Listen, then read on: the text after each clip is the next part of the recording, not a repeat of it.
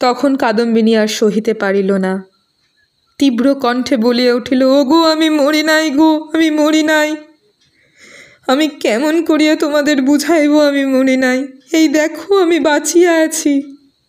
বলিয়া কাঁসার বাটিটা ভূমি হইতে লুটিয়া কপালে আঘাত করিতে লাগিল। কপাল ফাটিয়া রক্ত বাহির হইতে লাগিল। তখনও বলিল, এই দেখো আমি বাঁচিয়া আছি। শারদাশঙ্কর মূর্তির মতো দাঁড়াইয়া রহিলেন। খোকা ভয়ে বাবাকে ডাকিতে লাগিল। দুই মূর্ছিতা রমণী মাটিতে পড়িয়া রহিল। তখন কাদম্বিনী, ওগো আমি মরি নাই, মরি নাই গো, মরি নাই বলিয়া চিৎকার করিয়া ঘর হইতে বাহির হইয়া সিঁড়ি বাইয়া নামিয়া অন্তঃপুরের পুষ্করিণীর জলের মধ্যে গিয়া পড়িল।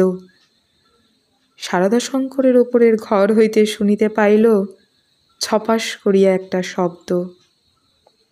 সমস্ত রাত্রি বৃষ্টি পড়িতে লাগিল।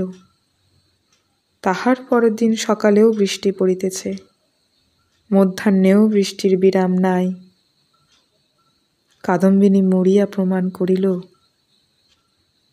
সে মরে নাই।